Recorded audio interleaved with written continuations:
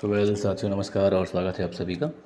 और हम बात कर रहे हैं डीआरडीओ के बारे में, यानी कि defence research and development organisation के बारे में, जो कि रक्षा मंत्रालय का एक अनुसंधान और विकास विंग है, जिसका लक्ष्य भारत को अत्याधुनिक रक्षा प्रौद्योगिकी के माध्यम से सशक्त बनाना है। और इसकी जो स्थापना है सन 1958 में की गई थी और कुछ चरणों में इसकी स्थापना हुई, है ना। और इसका जो मुख्यालय है वो नई दिल्ली में स्थित है। और ये नई दिल्ली में राष्ट्रपति भवन के निकट और सेना भवन के सामने है। और अगर हम बात करें कि डीआरडीओ, तो इसके मोटो की अगर हम बात करें तो जिसका जो मोटो है वो बलस्य मूलम विज्ञानम है, यानी कि इसका अर्थ है कि शक्ति का स्रोत विज्ञान है। और डिटेल्स में बात करें डीआरडीओ के बारे में, तो जैसा कि पहले बताया आपको कि डीआरडीओ जो है, यानी कि defence research and development organisation, यानी कि रक्षा अनुसंधान एवं विकास संगठन जो है, ये रक्षा मंत्रालय का रक्षा अनुसंधान और विकास का एक विंग है, जिसका लक्ष्य भारत को अत्याधुनिक रक्षा प्रौद्योगिकी से सशक्त बनाना है। और ये डीआरडीओ है, ये कई क्षेत्र में जैसे कि aeronautics, missiles, naval system, life science, advance computing आदि क्षेत्र में काम करता है। और इसके अलावा आत्मनिर्भरता और सफल स्वदेशी विकास और सामरिक प्रणालियों तथा कुछ प्लेटफॉर्म जैसे कि अग्नि और पृथ्वी श्रृंखला के मिसाइलों के उत्पादन की इसकी खोज डीआरडीओ के द्वारा ही की गई। और फिर हल्के लड़ाकू विमान जिनमें तेजस शामिल है, और इसके अलावा बहु बैरल रॉकेट लॉन्चर जिसका नाम पिनाका है। फिर वायु रक्षा रक्षा प्रणाली आकाश है। और राडार और इलेक्ट्रॉनिक युद्ध प्रणालियों की एक विस्तृत श्रृंखला जो है इसके द्वारा ही तैयार की गई है। और इन सभी के विस्तृत श्रृंखला ने भारत की सैन्य शक्ति को प्रभावशाली निरोध पैदा करने और महत्वपूर्ण लाभ प्रदान करने में प्रमुख योगदान दिया है।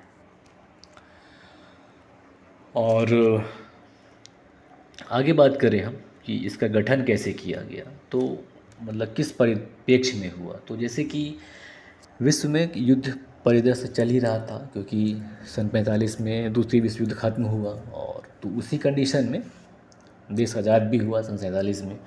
तो ऐसी दशा में सन 1998 में कि जो विश्व में युद्ध परिदृश्य चल रहा है, तो उसके लिए आने वाले तकनीकी में बदलाव को देखते हुए भारत की जो प्रतिरक्षा नीति थी उसके तहत अनुसंधान और विकास के लिए डीआरडीओ की स्थापना सन 1958 में की गई। और जब इसकी स्थापना की गई तो रक्षा विज्ञान संगठन, जिसका कि नाम है डिफेंस साइंस ऑर्गेनाइजेशन डीएसओ, उसके साथ भारतीय सेना का तकनीकी विकास प्रतिष्ठान, जिसे कि टेक्निकल डेवलपमेंट इस्टेब्लिशमेंट कहा जाता है, और तकनीकी विकास और उत्पादन निदेशालय, इन सभी के संयोजन के बाद इसकी स्थापना वर्ष 1958 में की गई। और फिर धीरे धीरे क्या हुआ कि सन 1980 में एक स्वतंत्र रक्षा अनुसंधान एवं विकास विभाग की स्थापना की गई। तो ये जो डीआरडीओ है, ये रक्षा मंत्रालय के अधीन काम करता है। और जो ये डीआरडीओ है, यानी कि रक्षा अनुसंधान एवं विकास संगठन जो है, ये रक्षा मंत्री के वैज्ञानिक सलाहकार के अधीन कार्य करता है। और ये जो रक्षा मंत्री के जो वैज्ञानिक सलाहकार होते हैं वो डीआरडीओ के सचिव भी होते हैं। तो ये इसका संगठनात्मक गठन हो गया। और बात करें कि डीआरडीओ का मिशन क्या है, डीआरडीओ काम क्या करता है, तो डीआरडीओ जो है राष्ट्रीय सुरक्षा के लिए जितनी भी आधुनिक प्रौद्योगिकी जो आवश्यक है उनको प्राप्त करने में आत्मनिर्भर बनाने में मदद करता है डीआरडीओ। ये इसका मिशन है। और ये जो संस्थान है डीआरडीओ, ये वैज्ञानिक अनुसंधान, डिजाइन और विकास के कार्यक्रम निर्मित करके इनको क्रियान्वयन करता है, ताकि देश की रक्षा सेवाओं की आवश्यकता वाले जो अत्याधुनिक सेंसर हैं, हथियार प्रणालियां हैं और जो प्लेटफॉर्म हैं और जितने भी संबंधित उपकरण हैं उनका उत्पादन और उपयोग किया जा सके। इसके अलावा ये जो डीआरडीओ है, ये तीनों सेनाओं के लिए, यानी कि थल सेना, जल सेना और वायु सेना के लिए जो हथियार हैं उनको उनके निर्माण और रिसर्च का कार्य करता है। साथ ही साथ जो युद्ध की प्रभावशीलता है उसको अनुकूलित करने और सैनिकों की सुरक्षा को बढ़ावा देने के लिए तकनीकी सहायता या समाधान देने का कार्य जो है डीआरडीओ का ही है। और इसके अलावा जो बुनियादी ढांचा है सैनिक संगठन का, है ना, कि जो जो मशीनरी है उनके लिए गुणवत्ता जनशक्ति का विकास करना और जो मजबूत स्वदेशी प्रौद्योगिकी आधार का निर्माण करने का कार्य जो है डीआरडीओ का ही है। यानी कि जो हम लोग ज़्यादातर जो प्रौद्योगिकी बाहर से लिया करते थे उसको कितना बेहतर करें कि अपने देश में उत्पादन हो, तो ये भी इसका एक मिशन है। इसके अलावा बात करें कि अगर हम डीआरडीओ का अब तक उपलब्धि क्या रहा है देश में, तो बहुत बहुत सारी प्रकार की स्वदेशी मिसाइलें, इसके अलावा अत्याधुनिक प्रणालियों से युक्त मुख्यतः एक युद्धक टैंक जिसका नाम अर्जुन है, और जो विमानों के लिए फ़्लाइट सिमुलेटर होते हैं उनका निर्माण करने का कार्य डीआरडीओ के द्वारा किया गया। इसके बाद चालक रहित लक्ष्यभेदी विमान बनाए गए, यानी कि जो ऐसे विमान जो बिना चालक के हैं। इसके अलावा बैकून बैरेज प्रणाली और सुपर कंप्यूटर का विकास जो है डीआरडीओ की महत्वपूर्ण उपलब्धियों में शामिल है। इसके अलावा जो डीआरडीओ का जो सबसे महत्वपूर्ण योगदान माना जाता है भारत के संदर्भ में, वो सन 1974 और 1998 में जो परमाणु परीक्षण हुए थे उसको माना जाता है। क्योंकि जो सन 1974 में जो परमाणु परीक्षण हुआ था जिसका कोड नेम स्माइलिंग बुद्धा था, जबकि जो 1998 में हुआ उसका कोड नेम ऑपरेशन शक्ति था। तो ये डीआरडीओ का एक सर्वाधिक महत्वपूर्ण उपलब्धि माना जाता है। इसके अलावा हालांकि जब ये परीक्षण किए गए 1974 में और सन 98 में, तो भारत का बहुत ज़्यादा विश्व समुदाय में विरोध हुआ और प्रतिबंधित देशों की सूची में भारत को डाल दिया गया। लेकिन इन्हीं परीक्षणों के कारण अंततः अमेरिका को मजबूर होकर भारत से असैनिक परमाणु संधि के लिए विवश होना पड़ा। सन 2006 में हुआ था 1-2-3 संधि जिसे कहा जाता है। इसके अलावा अगर हम बात करें कि डीआरडीओ का जो अनुसंधान और विकास गतिविधियां हैं वो कैसे चलाता है, तो उसकी वर्तमान समय में यानी कि जो डीआरडीओ है ये 50 से अधिक प्रयोगशालाओं और संस्थानों का नेटवर्क इसका फैला हुआ है। जो पहले यानी कि 1958 में 10 हुआ करता था, वर्तमान में इनकी संख्या लगभग 50 हो गई है।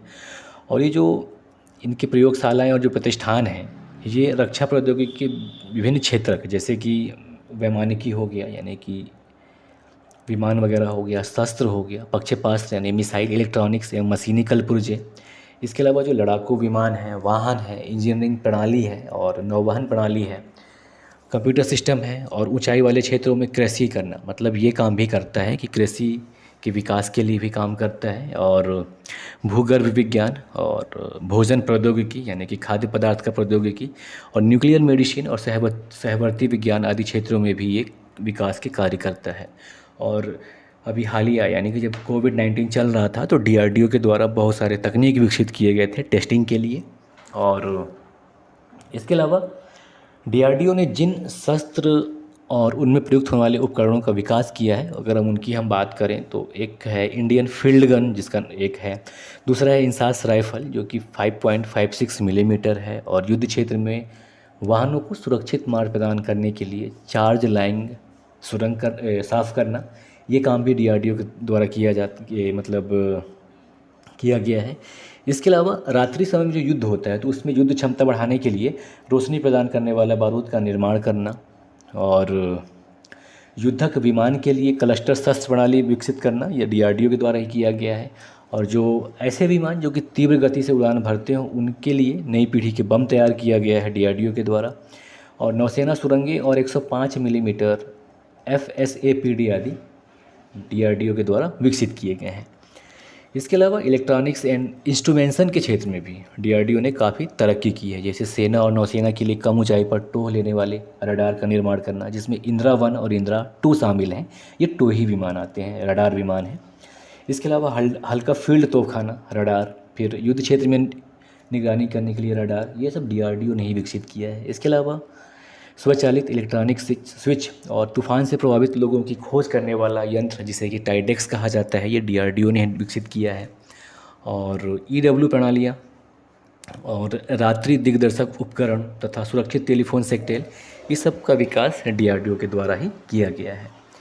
इसके अलावा GAE T3C और artillery combat and control system में गैलियम आर्सेनाइड शस्त्रों के निर्माण में भी काम आने वाले उपस्करों यानी कि जो उपकरण हैं उनसे संबंधित चीज़ वो उनका निर्माण भी डीआरडीओ के द्वारा किया गया है। अब बात करें कि डीआरडीओ कुछ कार्यक्रम चलाता है, उसकी अगर हम बात कर लें जो अब तक किया गया है, पहला तो है कि एकीकृत निर्देशित मिसाइल विकास कार्यक्रम यानी कि IGMDP, integrated guided missile development programme. तो ये सन 2000 के आसपास किया गया था इसे। ये मिसाइल जो है, ये मिसाइल प्रौद्योगिकी के क्षेत्र में भारतीय रक्षा बलों को आत्मनिर्भर बनाने के लिए डॉक्टर APJ अब्दुल कलाम के प्रमुख कार्यों में से एक था IGMDP। और इसके तहत जो मिसाइलें विकसित की गई हैं उनमें शामिल है पृथ्वी, अग्नि, त्रिशूल, नाग और आकाश। और दूसरा है मार्स या मोबाइल ऑटोनोमस रोबोट सिस्टम। तो ये जो मार्स है ये लैंड माइंस और इनर्ट एक्सप्लोसिव डिवाइसेस हैं, उनको संभालने के लिए एक स्मार्ट मजबूत रोबोट है जो कि भारतीय सशस्त्र बलों से शत्रुओं को दूर करके निष्क्रिय करने में मदद करता है। ये एक सिस्टम है, रोबोट सिस्टम। और इसी में कुछ एड ऑन के साथ इस प्रणाली का उपयोग क्या है, वस्तु के लिए ज़मीन खोदने, मतलब कि अगर कहीं ज़मीन खोदना हो तो इस रोबोट के माध्यम से ही करवाया जाता है। इसके अलावा लद्दाख में सबसे ऊंचा स्थलीय केंद्र DRDO के द्वारा ही लगाया गया है, जो कि पैगोंग झील के पास चांगला में समुद्र तल से 17,600 फीट ऊपर है। इसका उद्देश्य ये है कि प्राकृतिक और औषधि पौधों के संरक्षण के लिए प्राकृतिक कोल्ड स्टोरेज के रूप में कार्य करना। तो ये DRDO के द्वारा किया गया है कि लद्दाख में सबसे ऊंचा एक स्थलीय केंद्र बना दिया गया। और बात करें कि हालिया मतलब वर्तमान समय में, यानी कि पिछले 4 से 5 वर्षों में DRDO ने क्या विकास किया है उसकी अगर हम बात करें तो एक सिस्टम बनाया है ECWCS, यानी कि extreme cold weather clothing system. तो हाल ही में यानी कि वर्ष 2021 में क्या किया, DRDO के द्वारा 5 भारतीय कंपनियां हैं जिनको चरम शीत मौसम वस्त्र प्रणाली की जो तकनीक है सौंपी है। तो ये क्या होता है, ये सेनाओं को प्रदान करने वाले कपड़े होते हैं कि जो कितना भी ठंडी हो तो वहाँ पे इनको दिक्कत नहीं होने देगा, उनके शरीर में तापमान को स्थिर बनाए रखने का काम करता है। तो ये DRDO ने किया है। और एक मिसाइल भी बनाया गया है इसके द्वारा जिसका नाम है प्रलय, जो कि सतह से सतह पर मार करने वाली शॉर्ट रेंज की बैलिस्टिक मिसाइल है। और नियंत्रित हवाई वितरण प्रणाली, तो ये क्या है, इसमें बैलून के माध्यम से ये सब काम किया जाता है जिसमें GPS का यूज भी किया जाता है। तो ये DRDO ने इसमें भी इसको विकसित किया है। इसके अलावा एक Pinaka extended range multiple launch rocket system का भी DRDO के द्वारा विकास किया गया है, जो पिनाका का एक्सटेंडेड वर्जन है, मल्टीपल लॉन्च रॉकेट सिस्टम। इसके बाद स्मार्ट है यानी कि supersonic missile assisted release of torpedo system, जो कि सुपरसोनिक मिसाइल है, ये लॉन्च किया गया है, मतलब इसके द्वारा अभी विकसित किया गया है। फिर उन्नत चैफ प्रौद्योगिकी भी इसके द्वारा DRDO के द्वारा विकसित किया गया है। साथ ही साथ आकाश न्यू जनरेशन एंड MPATGM, यानी कि man portable anti tank missile. तो ये जो न्यू जनरेशन आकाश मिसाइल ही बनाया गया है और एक man portable anti tank missile बनाया है जो लगभग 15 किलो वज़न का होता है। और इससे क्या है कि जो छोटे स्तर के जो टैंक होते हैं उनको भेजने का काम करता है ये मिसाइल। और ये मध्यम दूरी की सतह से हवा में मार करने वाला मिसाइल है जो कि टैंक को भेजता है। और अगर आकाश न्यू जनरेशन मिसाइल की अगर हम बात करें तो ये भारत का स्वदेशी माध्यम का मध्यम दूरी का सतह से हवा में मार करने वाला मिसाइल है। और आकाश न्यू जनरेशन की हमने बात की। और अगर सिर्फ आकाश मिसाइल की बात करें तो आकाश मिसाइल जो है ये भारत का पहला स्वदेशी मिसाइल है जो कि सतह से हवा में मार करता है। और बात कर लें कि DRDO से जो कुछ महत्वपूर्ण अनुसंधान जो इससे संबद्ध हैं, यानी कि जिनको DRDO अपना कभी कभी काम सौंपता है, उनमें शामिल है HAL या हिंदुस्तान एरोनॉटिक्स लिमिटेड, और BEML या भारत अर्थ मूवर्स लिमिटेड, और भारत इलेक्ट्रॉनिक्स लिमिटेड, और भारत डायनेमिक्स लिमिटेड। इसके अलावा मझगांव डॉक लिमिटेड जो है वो भी इससे संबंधित है, और गोवा शिपयार्ड लिमिटेड वो भी DRDO से संबंधित है, और गार्डन रीच वर्कशॉप लिमिटेड ये, और मिश्र धातु निगम लिमिटेड, और ऑर्डिनेंस फैक्ट्रीज ऑर्गेनाइजेशन जो हैं ये DRDO के ही संबंधित होकर कार्य करते हैं। तो ये था DRDO के बारे में एक संक्षिप्त जानकारी।